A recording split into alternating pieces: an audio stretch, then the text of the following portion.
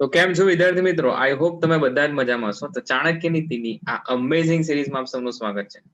વિદ્યુત ચુંબકીય પ્રેરણનો first lecture NCERT ના અભ્યાસક્રમ મુજબ જોઈએ આપણે પાઠ્યપુસ્તક પ્રમાણે જોઈએ તો ચેપ્ટર નંબર 6. તો નીટ માટે અગત્યના એમસીક્યુ નું આપણે સોલ્યુશન કરી રહ્યા છે. આ અમેઝિંગ સિરીઝમાં ઓલરેડી 5 ચેપ્ટર ધોરણ 12 ના આગળના 5 ચેપ્ટર જે છે કમ્પ્લીટ થઈ ચૂક્યા છે. આ આપણું 6થું ચેપ્ટર, એનો પહેલો લેક્ચર એ આપણે આજે સ્ટાર્ટ કરીશું. આની સિવાયના તમારે આગળના 5 ચેપ્ટર્સના જો વિડીયોઝ જોવા હોય તો તમે પ્લે લિસ્ટમાં જઈને સેપરેટ 20 લેક્ચર્સની અંદર આપણે ટોટલ કવર કરી નાખ્યું. બરાબર, ચલો તો સ્ટાર્ટ કરીએ. વિદ્યુત ચુંબકીય પ્રેરણ બહુ સરસ મજાનું ચેપ્ટર છે અને એકાદો પ્રશ્ન જે છે આની અંદરથી પૂછાતો જ હોય છે. એકાદ બે પ્રશ્ન પૂછાઈ શકે. ચલો તો સ્ટાર્ટ કરીએ. અહીંયા એડી પ્રવાહ ત્યારે ઉત્પન્ન થાય છે જ્યારે ઓપ્શન એ ધાતુને બદલાતા જતા ચુંબકીય ક્ષેત્રમાં મૂકેલ હોય, સ્થિર ચુંબકીય ક્ષેત્રમાં મૂકેલું હોય, કે પછી વર્તુળાકાર ગૂંચળાને ચુંબકીય ક્ષેત્રમાં મૂકેલું હોય, કે પછી વર્તુળાકાર ગૂંચળામાં પ્રવાહ પસાર થાય. હવે સૌથી પહેલા એડી પ્રવાહ શું હોય? એડી પ્રવાહ જે છે એ ટોપિક આપણી ચોપડીની અંદર છે, પરંતુ આ વર્ષે તમે એડી પ્રવાહ 70% સિલેબસ પ્રમાણે જો વાંચ્યું હશે તો તમે તૈયાર નહીં કર્યો. એડી પ્રવાહ એક ઘુમરી આકારના પ્રવાહ છે. જ્યારે આવી રીતના મારી પાસે એક ધાતુની ડિસ્ક હોય, એને હું બદલાતા ચુંબકીય ક્ષેત્રમાં મૂકું તેની અંદર આવા ઘુમરી આકારના પ્રવાહો રચાય. સો થિયરી બેઝડ ક્વેશ્ચન, બદલાતા જતા ચુંબકીય ક્ષેત્રમાં મૂકેલ હોય તો એમાં આવા એટલે ધાતુની પ્લેટની અંદર આવા ઘુમરી આકારના પ્રવાહો એડી પ્રવાહો કહેવાય, એ રચાશે. બરાબર, તો આનો જવાબ આવે ધાતુને બદલાતા જતા ચુંબકીય ક્ષેત્રમાં મૂકેલ હોય તો એડી પ્રવાહ જે છે એ ઉત્પન્ન થશે. ચલો નંબર 2, ઇન્ડક્ટરમાં ઉર્જાનો સંગ્રહ ખાલી જગ્યામાં થાય છે એમ. તો એના ગૂંચળામાં થાય. ઇન્ડક્ટર જનરલી આપણે આ રીતે દર્શાવીએ છીએ. તો ઇન્ડક્ટરમાં એના ગૂંચળાની અંદર જે છે એ ચુંબકીય ઉર્જા જે છે એનો સંગ્રહ થશે. ચલો એના પછી એલ બરાબર 40 મિલી હેનરીના આત્મપ્રેરકત્વમાં 4 મિલિસેકન્ડમાં પ્રવાહ 1 એમ્પિયર થી 11 એમ્પિયર જેટલો નિયમિત રીતે વધારીએ તો આ પ્રક્રિયા દરમિયાન ગૂંચળામાં પ્રેરિત EMF કેટલું મળે? હવે પ્રેરિત EMF E બરાબર -L into di/dt. તો E બરાબર થશે -L, મતલબ -40 ગુણ્યા 10⁻³ ડેલ્ટા I/ડેલ્ટા ટી કહીએ તો જો કેટલો પ્રવાહ થયો? 1 એમ્પિયર થી વધીને 11 થયો છે. તો 11 - 1 ના છેદમાં ડેલ્ટા ટી કેટલા સમયમાં થયો? તો 4 મિલિસેકન્ડ. એટલે જો મૂલ્યમાં લખીએ તો 40 ગુણ્યા 10⁻³ ગુણ્યા 10 છેદમાં 4 ગુણ્યા 10⁻³. 4 આ 10 થઈ જશે, આ તો કેન્સલ થશે.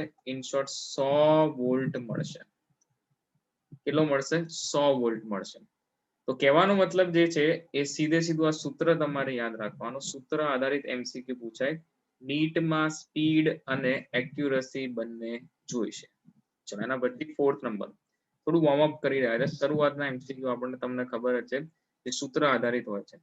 ચલો એના પછી 4થા નંબરનો એમસીક્યુ જોઈએ. 50 આંટાવાળા અને 100 સેન્ટીમીટર સ્ક્વેર 50 આંટાવાળા અને 100 સેન્ટીમીટર સ્ક્વેર ક્ષેત્રફળ ધરાવતા ગૂંચળાને લંબ રૂપે જે ચુંબકીય ક્ષેત્ર છે 2 × 10⁻² ટેસ્લાનું ચુંબકીય ક્ષેત્ર લગાડેલ છે.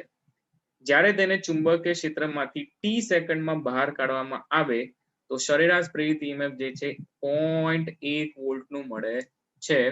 તો t કેટલો હશે? હવે ફેરાડેના નિયમ પરથી આ સૂત્ર ખાસ અગત્યનું છે.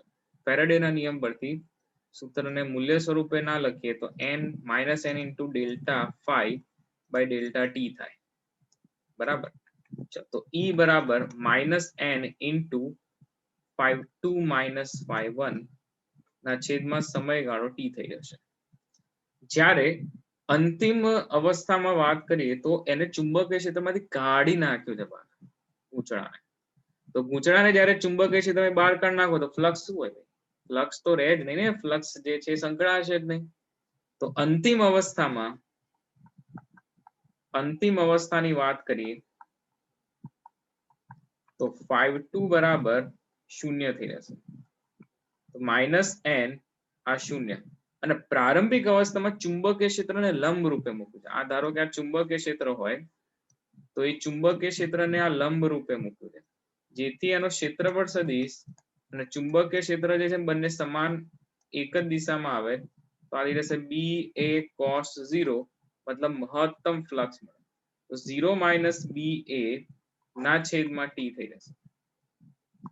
ઇન શોર્ટ ઈ બરાબર થશે એન બી એ ના છેદમાં ટી. હવે બેટા તમારે જે છે શું શોધવાનું રહ્યું? તમારે સમય શોધવાનો છે. તો ટી બરાબર એન બી એ ના છેદમાં ઈ. માટે ટી બરાબર આટાની સંખ્યા જે છે ને 50, બી જે છે 2 × 10 - 2 ક્ષેત્રફળ ગણીએ તો ક્ષેત્રફળ 100 સેન્ટીમીટર સ્ક્વેર ના છેદમાં ઈએમએફ જે છે એ 0.1 વોલ્ટ. હવે જોજો અહીંયા 50 એ આ 100 અને આ 10⁴ જોજો, આ 50 × 2 એટલે 100, 100 × 100 એટલે 10⁴, અને 10⁻⁴ સીધા કેન્સલ. 10⁻2 ના 0.1 એટલે આ જે છે બેટા કેટલા બચે? જો 0.1 એટલે 10 ઉપર આવે અને આ 100 નીચે થશે, એટલે 0.1 સેકન્ડ જે છે એ તમારો જવાબ થશે. 0.1 સેકન્ડ તમારો જવાબ આવે. ઇન શોર્ટ અહીંયા સમયગાળો જે છે, સમયગાળો તમારે શોધવાનો હતો, એ આપણે શોધી નાખ્યો. ચલો, સૂત્ર આધારિત સરસ મજાનો એમસીક્યુ, બોનસ એમસીક્યુ કહેવાય. એના પછી 5મો જો, 1 એમ્પિયરના પ્રવાહનું વહન કરતા 100 મિલી હેનરીના ગૂંચળામાં ચુંબકીય ક્ષેત્રમાં સંગ્રહ પામતી ઉર્જા જે છે એ ½ LI² હોય. ચુંબકીય ક્ષેત્રમાં સંગ્રહ પામતી ઉર્જા ½ LI². તો L જે છે 100 મિલી હેનરી, એટલે 100 × 10⁻³ અને I જે રહ્યો 1 એમ્પિયર નો સ્ક્વેર, એટલે આ થઈ જશે 50 × 10⁻³ જૂલ. ઇન શોર્ટ 0.05 જૂલ થઈ જશે.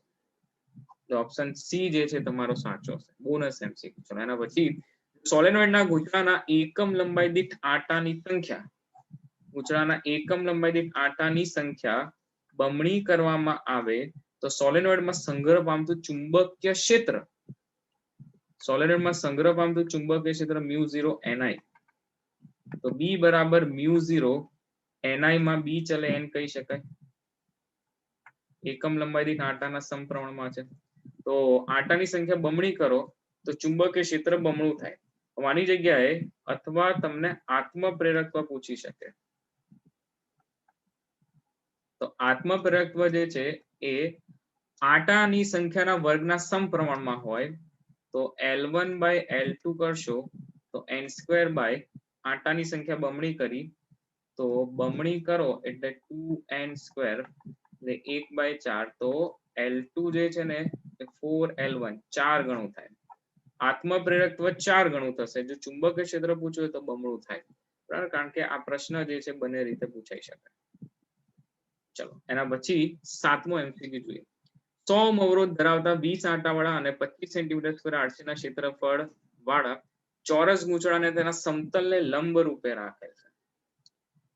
ચુંબકીય ક્ષેત્રમાં મુકતા તેમાં ચુંબકીય ક્ષેત્રના ફેરફારનો દર 1000 ટેસ્લા પર સેકન્ડ હોય તો ગૂંચળામાં વહેતો પ્રવાહ કેટલો? તો સૌથી પહેલા જે છે અહીંયા આપણે ફેરાડેનો નિયમ લગાડીએ. તો E is equals to -n into ΔΦ/ΔT અથવા -n dϕ/dt થઈ જશે. હવે -n into dϕ/dt ચુંબકીય ક્ષેત્રને લંબ રૂપે, સમતલને લંબ રૂપે, એટલે મહત્તમ ફ્લક્સ મળે. મહત્તમ ફ્લક્સ જે છે BA cos 0 થશે, આગળ પણ સમજાયું. અને એ મહત્તમ ફ્લક્સ BA એટલે અહીંયા થઈ જશે BA, ખાલી જે છે ફાઈ ની જગ્યાએ BA થઈ જશે. હવે E બરાબર જે છે ને IR કહેવાય, -n ઇન્ટુ આપણે જે છે ને પ્રવાહ શોધવો છે, ગૂંચળામાં વહેતો પ્રવાહ. તો આને જે છે ને મૂલ્ય સ્વરૂપે લખીએ તો આ પ્લસ થઈ જશે.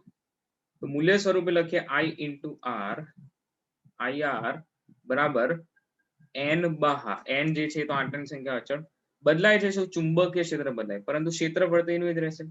તો એન એ ઇન્ટુ આ થઈ જશે ડીબી બાય ડીટી. હવે બેટા પ્રવાહ શોધવાનો એટલે N A into DB by DT જે છે એ 1000 ટેસ્લા પર સેકન્ડ આપી દીધું છે ના છેદમાં અવરોધ આર.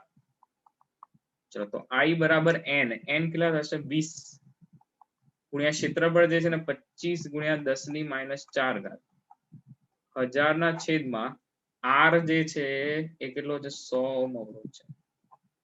તો 100 જે છે આ બચશે 10 બચશે 25 500 5000 ગુણ્યા 5000 આ થશે જો 25 આ 20 ગુણ એટલે 500 અને ગુણ્યા 10 5000 ગુણ્યા 10 ની -4 એટલે આ બચશે 50 એમ્પિયર. બી ઓપ્શન જે છે તમારો સાચો થશે. બરાબર. ચલો એના પછી 8મા નંબરનો એમસીક્યુ જુઓ. હંમેશા શરૂઆતના એમસીક્યુ આપણે જે છે એ સૂત્ર આધારિત જ હોય છે અને હવે એવા જ એમસીક્યુ પૂછાય કારણ કે તમારે 1 મિનિટમાં ઓલમોસ્ટ 1.5 મિનિટમાં એક એમસીક્યુ કરવાનો. જો 8મો એમસીક્યુ જુઓ.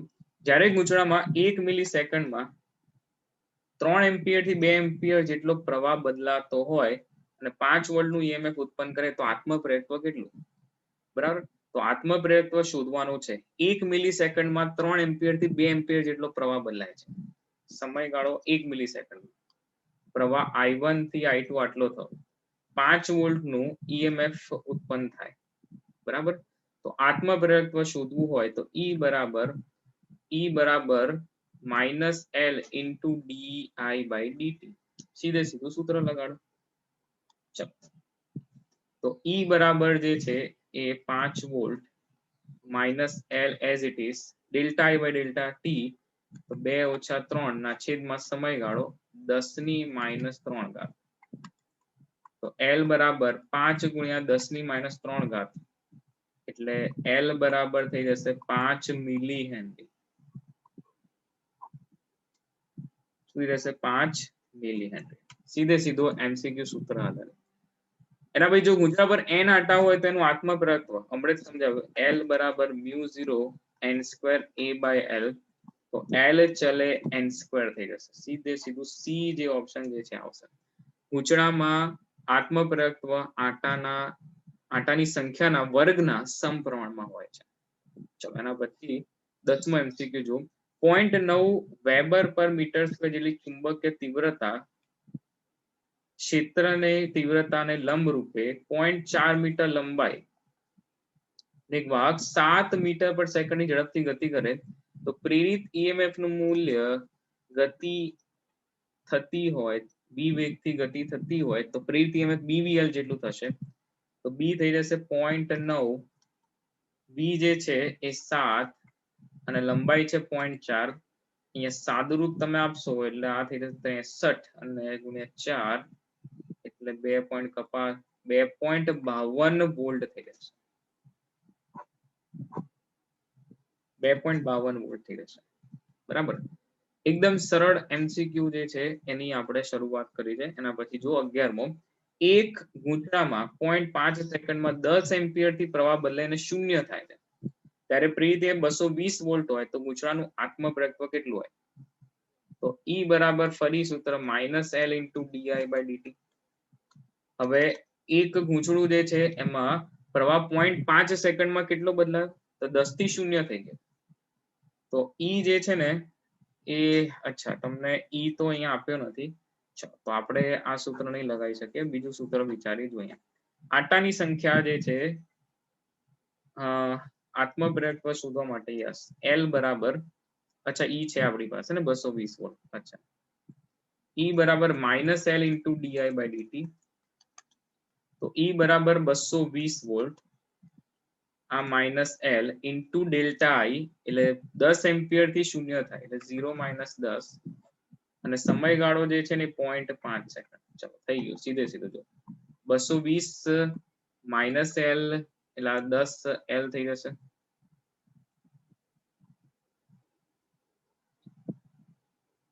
ચલો આ 0.5 તો L બરાબર 220 ગુણ્યા 0.5 છેદમાં 10 એટલે L બરાબર 11 હેનરી થઈ જશે ભાઈ. બરાબર, અડધું થાય ને 22 ગુણ્યા 0.5 એટલે અડધો 11 હેનરી. સી ઓપ્શન આવશે. ઓકે, જો અહીંયા ઈએમએફ આપ્યું ના હોત તો પછી આપણે બીજું કોઈ સૂત્ર લગાડીને શોધવું પડે છે. એના પછી 12મો નંબરનો એમસીક્યુ જો, બે ગૂંચળાના બનેલા તંત્રનું અન્યોન્ય પ્રેરકત્વ 0.005 હેનરી છે. પહેલા ગૂંચળામાં I બરાબર I0 sin ઓમેગા ટી સૂત્ર અનુસાર પ્રવાહ બદલાય છે, જ્યારે બીજા ગૂંચળામાં 10 એમ્પિયર અને ઓમેગા 100 પાઈ રેડિયન પર સેકન્ડ હોય તો બીજા ગૂંચળામાં મહત્તમ પ્રેરિત EMF કેટલું થાય? મહત્તમ પૂછ્યું છે. હવે સમજો અહીંયા કે બે ગૂંચળાવાળા તંત્ર માટે અન્યોન્ય પ્રેરકત્વનું સૂત્ર શું છે એ તમને ખબર જ હોવી જોઈએ કે બીજા ગૂંચળામાં જે ફ્લક્સ મળે પહેલા ગૂંચળાના પ્રવાહ પર આધારિત એના સમપ્રમાણમાં. તો phi2 બરાબર m21 into I1. બંને બાજુ વિકલન લઈએ તો d phi2 by dt બરાબર m21 into di1 by dt. તો આની જગ્યાએ જે છે તમે શું મૂકી શકો તો કે EMF, તો E2 બરાબર -m21 di1 by dt. તો આ સીધું સૂત્ર તમે લખી શકો એક્ઝામમાં, પણ આવ્યું ક્યાંથી એ તમને અહીંયા મેં બતાવી દીધું. ચલો, હવે EMF જે છે એ EMF E2 બરાબર -m21 as it is d by dt. પ્રવાહ જે છે કેટલો છે જો I0 sin omega t. હવે EMF as it is -m21, અહીંયા I0 sin omega t જે છે ને એ I0 sin omega t નું વિકલન થશે I0 sin omega t જે છે એનું cos omega t અને omega t નું પાછું omega, એટલે I0 omega cos omega t કેટલું થશે? cos omega t. હવે EMF મહત્તમ થવા માટે cos omega t નું મૂલ્ય જે છે ને 1 થવું પડે. તો મતલબ તમારી પાસે જો મૂલ્ય લખું તો મહત્તમ મૂલ્ય પ્રેરિત EMF m21 into I0 omega જ રહેશે.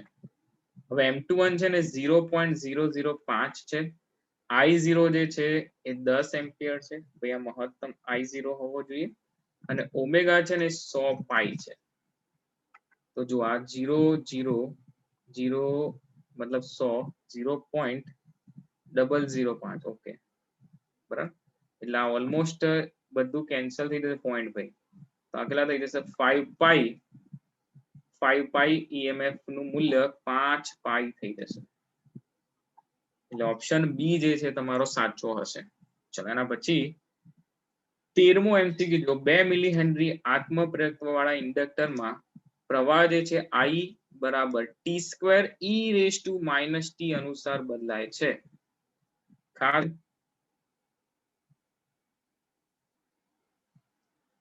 ખાસ કરીને આ જે સંબંધ આપ્યો છે I બરાબર t² into e⁻t આપેલો છે. તો એ સંબંધ અનુસાર પ્રવાહમાં સમય સાથે ફેરફાર થાય છે. તો કયા સમયે પ્રેરિત EMF જે છે શૂન્ય હશે? પ્રેરિત EMF કયા સમયે શૂન્ય હશે? ભાઈ હવે પહેલા તો પ્રેરિત EMF જે છે E બરાબર -L into di by dt થશે.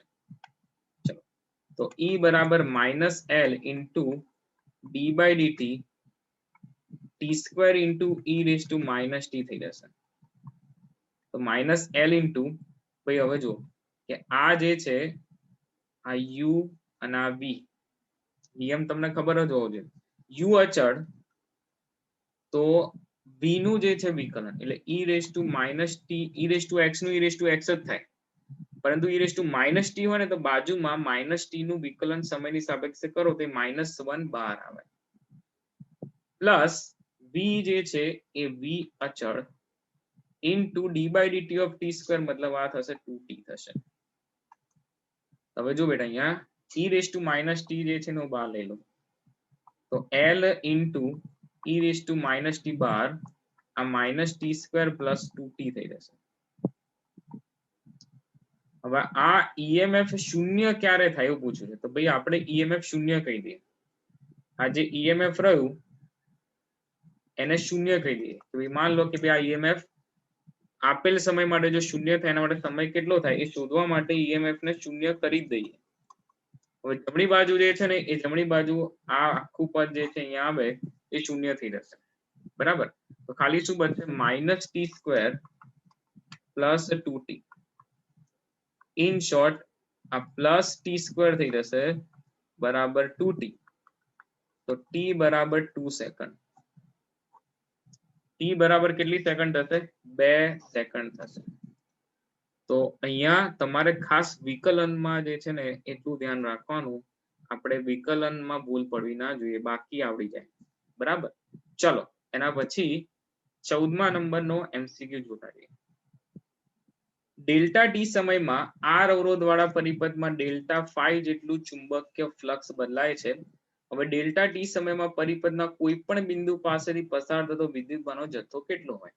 તો ફરી ફેરાડેનો નિયમ કહી દેવાનો. ફેરાડેના નિયમ માટે જો મૂલ્ય વિચારીએ તો E બરાબર, જો આંટાની સંખ્યા આપણે 1 લઈએ તો ΔΦ/ΔT થશે. હવે E બરાબર IR, આ થઈ જશે ΔΦ/ΔT. પરંતુ I બરાબર ΔQ/ΔT થશે ઇન્ટુ R, અને આ ΔΦ/ΔT.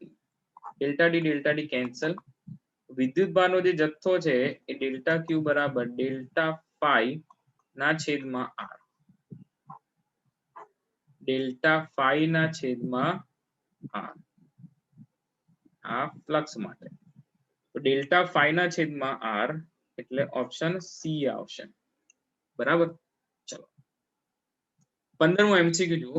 મતલબ મોટા ભાગના MCQ જે છે ફેરાડેના નિયમથી ને એવી રીતના સોલ્વ થઈ જાય છે. એના પછી 15મો MCQ જુઓ. આકૃતિમાં દર્શાવેલ બંધ પરિપથ સાથે સંકળાયેલ ચુંબકીય ફ્લક્સ બદલાતા તેમાં પ્રેરિત થતું EMF 20 વોલ્ટ મળે.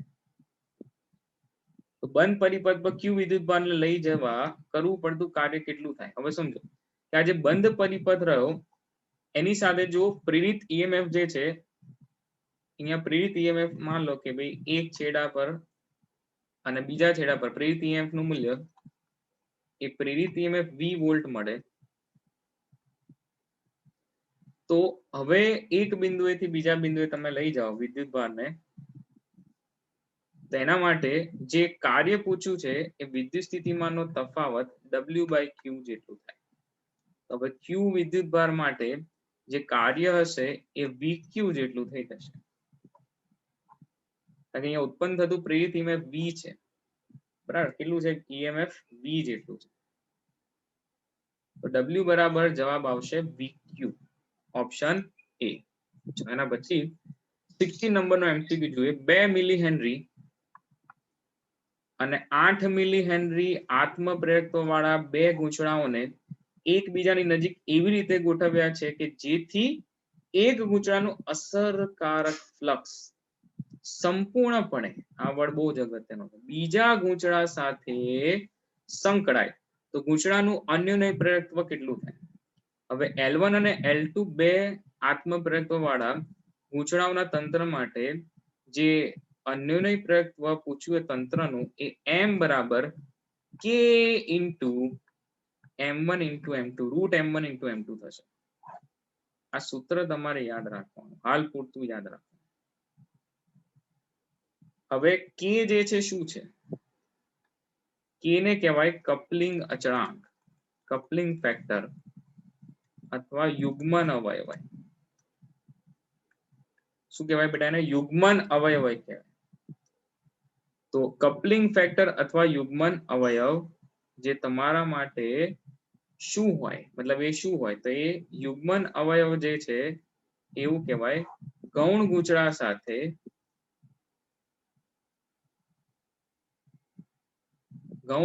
સાથે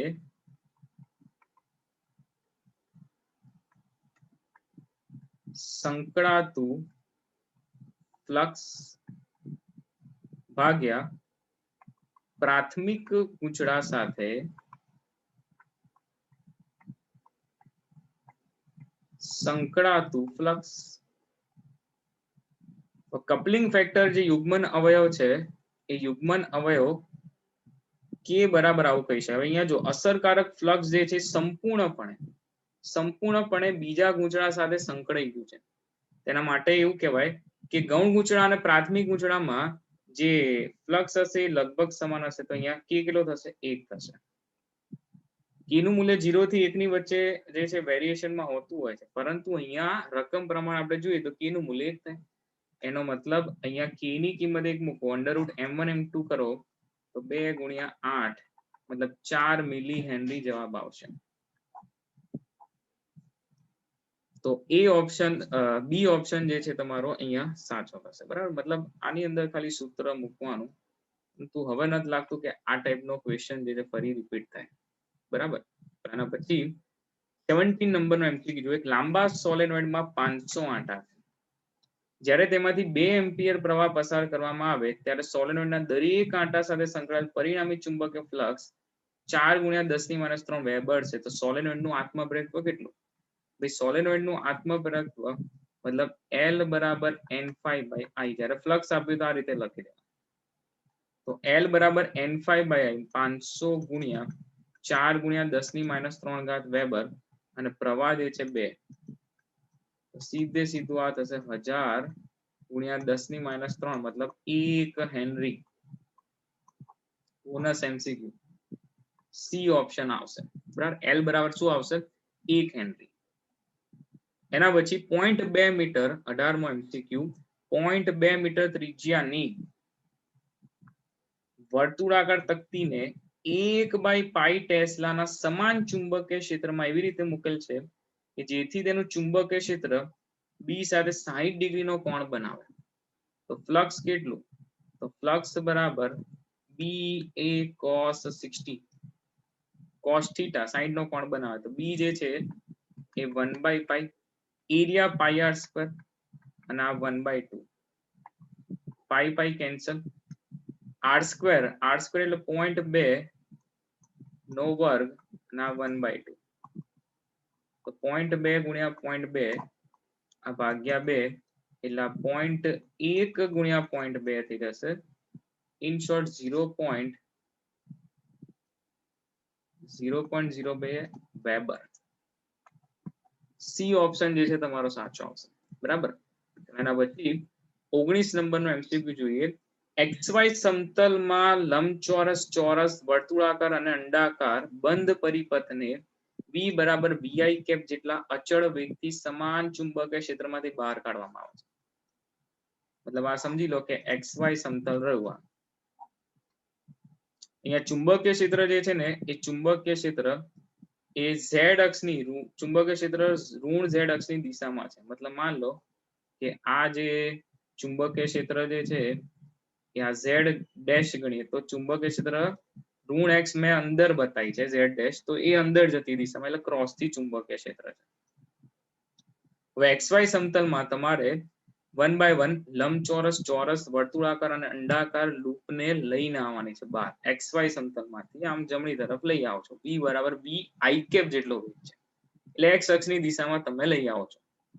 તો ચુંબકીય ક્ષેત્રની બહાર આવતા આપેલ બંધ પરિપથો માટે ખાલી જગ્યા માટે પ્રેરિત EMF અચળ રહેશે નહીં. તો EMF જે છે E = BBL થાય. અહીંયા વેગ જે છે ને એ અચળ વેગ છે. જો શબ્દો પર ભાર મૂકવાનો, જો અચળ વેગ છે અને સમાન ચુંબકીય ક્ષેત્ર છે, એનો મતલબ બી અચળ અને વી પણ અચળ. તો બદલાય, લંબાઈ બદલાય તો EMF બદલાઈ શકે. હવે હું લંબચોરસ લૂપની વાત કરું. ચલો લંબચોરસ લૂપની વાત કરીએ. તો લંબચોરસ લૂપને B = વેગથી તમે આ રીતે જ્યારે ક્ષેત્રમાંથી બહાર કાઢતા હો તેનો પ્રત્યેક ભાગ એક સમાન રીતે ક્ષેત્રમાંથી બહાર નીકળતો. મતલબ આ પણ સરખો ભાગ, આ પણ લંબાઈ સરખી રહે અને આ પણ લંબાઈ સરખી રહે. તો અહીંયા EMF જે છે ને એ L અચળ હોવાથી B અને V તો અચળ છે જ, L પણ અચળ રહેશે. પ્રત્યેક ભાગ જે છે સમાન લંબાઈથી બહાર નીકળે, લંબચોરસ છે. તો લંબચોરસ લૂપ માટે જે છે EMF જે છે એ અચળ રહે, એટલે લંબચોરસ જે છે એ આવે નહીં. ચોરસ માટે પણ એવો જ કિસ્સો થાય, સેમ વસ્તુ થાય ને ચોરસ માટે પણ, કે ચોરસ લૂપને તમે બહાર કાઢો તો એના માટે આ જે લંબાઈ જે છે ને એ ચુંબકીય ક્ષેત્રમાંથી જે લંબાઈ બહાર નીકળે ને એ સતત સરખી હશે, આટલી હશે. બીજી વાર નીકળે તો આટલી હોય. જેમ જેમ પાછળનો ભાગ પણ નીકળતો જાય તો એ લંબાઈ સરખી હશે. તો અહીંયા પણ લંબાઈ જે સરખી હોય તો ચોરસ પણ ના આવે. વર્તુળાકાર માટે કેવું થાય કે વર્તુળાકાર લૂપ માટે જો સમજો એને જો v વેગથી આપણે ક્ષેત્રની બહાર કાઢીએ તો પહેલા આટલી લંબાઈ નીકળે, પછી આટલી લંબાઈ બહાર નીકળે, પછી આટલી લંબાઈ બહાર નીકળે, પછી આટલી લંબાઈ બહાર નીકળે, એમ કરતા વધે ઘટે. એકવાર ઓછી હોય આટલી લંબાઈ, પછી થોડી લંબાઈ વધે, પછી મેક્સિમમ થઈ જાય મહત્તમ, પાછી લંબાઈ ઘટે, એમ લંબાઈ જે છે બદલાય છે. વર્તુળાકાર માટે જો L બદલાય તો પછી અહીંયા અચળ રહેવાનો નથી EMF. અને અંડાકાર માટે પણ એવું જ થશે. અંડાકાર માટે પણ તમે એવું વિચારી શકો કે આટલો ભાગ પહેલા નીકળશે, પછી લંબાઈ વધે, વધતી જાય, એમ લંબાઈ કોન્સ્ટન્ટ જે છે ને વધે પાછી ઘટે. તો લંબાઈ એક સમાન નથી, વધઘટ થાય છે. એનો મતલબ વર્તુળાકાર અને અંડાકાર લૂપ માટે પ્રેરિત EMF જે છે એ અચળ રહેશે નહીં. એટલે ઓપ્શન એ જે છે તમારો રાઈટ આવશે. બરાબર, એટલે માત્ર અંડાકાર બંધ પરિપથ માટે નહીં, કોઈ પણ માટે પણ એવું નહીં કહી શકાય. એટલે ઓપ્શન એ જે છે તમારો સાચો થશે. ચલો એના પછી 20 નંબરનો MCQ કરીએ, જે આજના સેશનનો આપણો લાસ્ટ MCQ હશે. લેક્ચરને આપણે બહુ સ્ટ્રેચ નહીં કરીએ. તો વાહક વર્તુળાકાર લૂપને 0.04 ટેસ્લા વાળા સમાન ચુંબકીય ક્ષેત્રમાં તેનું સમતલ ચુંબકીય ક્ષેત્રને લંબ રહે એટલે મહત્તમ ફ્લક્સ BA cos 0, મતલબ આ BA થઈ જશે. તે રીતે મૂકવામાં આવે છે. લૂપની ત્રિજ્યા 2 મિલીમીટર પર સેકન્ડ. આ તમને delta R by delta T અથવા dr બાય dt આપી દીધું. ના દરે સંકોચાવાનું શરૂ થાય છે. લૂપ જે છે એ 2 મિલીમીટર પર સેકન્ડના દરે સંકોચાવાનું શરૂ થાય છે. જ્યારે લૂપની ત્રિજ્યા 2 સેન્ટીમીટર હોય ને ત્યારે પ્રેરિત EMF કેટલું થશે? હવે સમજો કે લૂપની ત્રિજ્યા તમને આપી છે. પ્રેરિત EMF નું સૂત્ર માઇનસ ફેરાડેના નિયમ પરથી આંટાની સંખ્યા આપણે લઈ લઈએ 1. તો આ થઈ જશે n into d phi by dt. તો phi જે છે ફ્લક્સ અહીંયા મહત્તમ મળે છે. મહત્તમ ફ્લક્સ કેવું મળે છે? મહત્તમ ફ્લક્સ, મતલબ BA થઈ જશે. તો માઇનસ d by dt આ BA થઈ જશે. હવે સમજો B જે છે ને B એ B તમારું અચળ છે 0.04 ટેસ્લા, મતલબ એ સમય સાથે બદલાતું નથી. તો B ને તમે બહાર લઈ શકો. હવે બચશે dA by dt. વર્તુળાકાર લૂપ છે તો minus B into d by dt pi r square થશે. ચલો આ minus B as it is. d by dt pi r square પાઈ અચળ, r સ્ક્વેર નું થશે 2r ઇન્ટુ પાછું r નું કરવું પડે તો dr by dt થઈ જશે. બરાબર, તો અહીંયા minus 2 pi br into dr by dt. હવે સમજો કે પાઈ જે છે ને બધા ઓપ્શનમાં પાઈ છે, પાઈની કિંમત મૂકવાની જરૂર નથી. તો માઇનસ મૂલ્યમાં લખીએ તો ભાઈ આ પ્લસ જ થઈ જશે.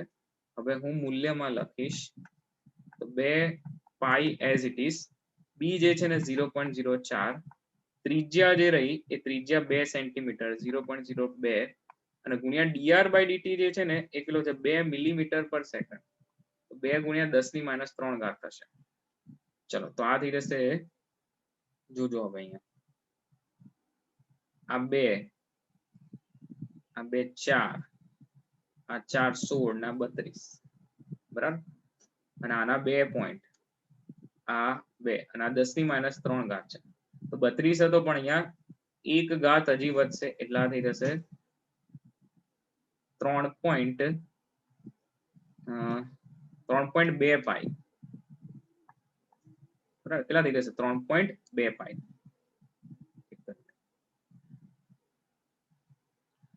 3.2 પાઈ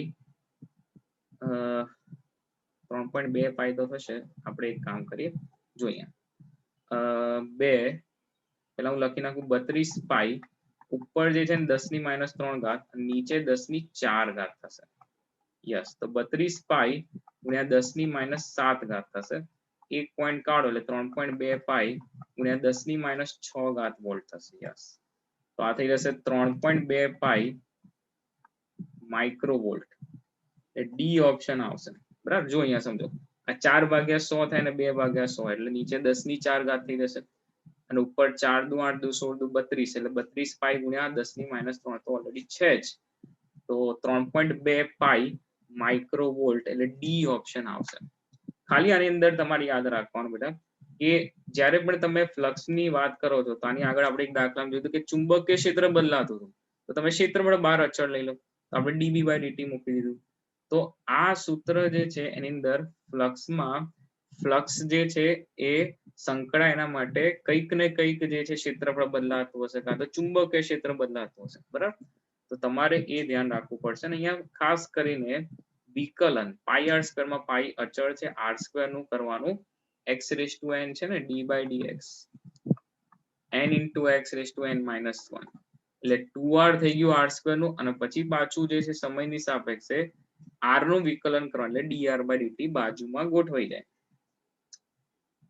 તો આ ટાઈપના MCQ પૂછાય અને એમાં ખાસ તમારે ઝડપથી એને સોલ્વ કરવા માટે પ્રેક્ટિસ જે છે જરૂરી છે. બરાબર, તો આજના સેશનનો એન્ડ આપણે અહીંયા જ કરીએ છીએ. ટોટલ 20 MCQs આપણે જોયા, ઓલમોસ્ટ સૂત્ર આધારિત MCQs જોયા, અને પછીના લેક્ચરની અંદર ઓલમોસ્ટ આ ચેપ્ટર કમ્પ્લીટ થઈ જશે. 35 to 37 જે છે MCQs આ ચેપ્ટરમાંથી પૂછાઈ ગયા છે. તો એ બધા જ MCQ નું આપણે સોલ્યુશન કરી દઈશું. પણ ત્યાં સુધી જેટલા પણ MCQ છે વધારે પ્રેક્ટિસ કરતા રહેશો એટલું બેનિફિટ તમને રહેશે. આઈ હોપ કે તમને આ તમામ MCQs ની અંદર સમજાઈ ગયું છે. બરાબર, મળીએ નેક્સ્ટ લેક્ચરની અંદર. Till then take care.